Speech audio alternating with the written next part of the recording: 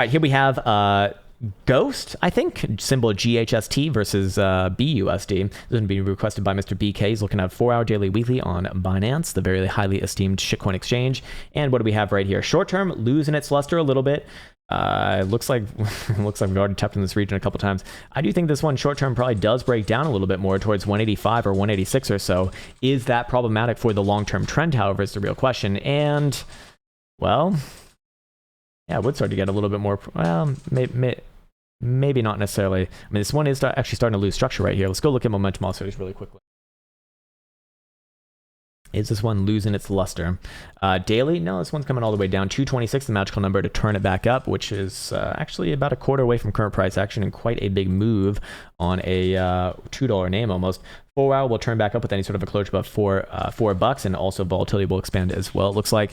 And hourly is going to be doing what? Same area, $2 is the magical number right there. By hourly, literally $2 coming up again as well, and 3 hours showing the same exact level, $2. So I'm inclined to say that if this thing can hold sideways from where it is right now, and enclose any of those timeframes above a above a $2 read right there, you will naturally see all of them start to follow through.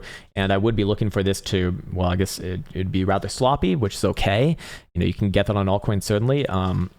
But I'd be looking at something like this, where it does bounce off this level and then pop back up somewhere around like 215 to 220ish region over the next week or so, and just kind of play sideways, which would be good for this thing. I do think best case for Boo Laws is sideways here.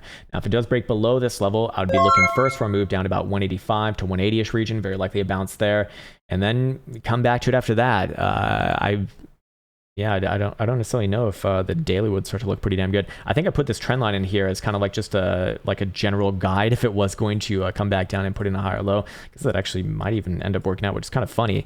But I'm actually going to get rid of it for right now, because that's like not a good way of doing things. It's not real analysis.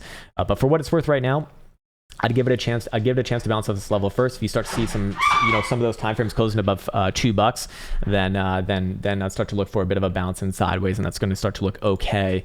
But it does need to start to do that from this current level. If it does break below, I would be looking for deeper retracements first before general bounces, and then we'll get onto it after that. But a very interesting thing, just because you did see what Axie did, of course.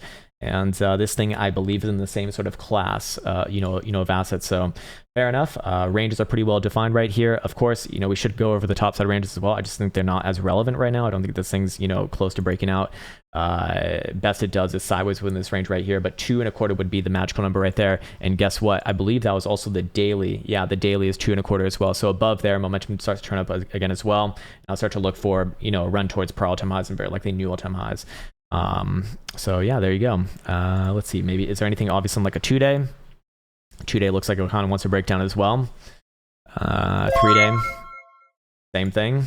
You have to count on the lower term time frames to bounce it right here. But there you go, man. Hopefully that was helpful, and enjoy.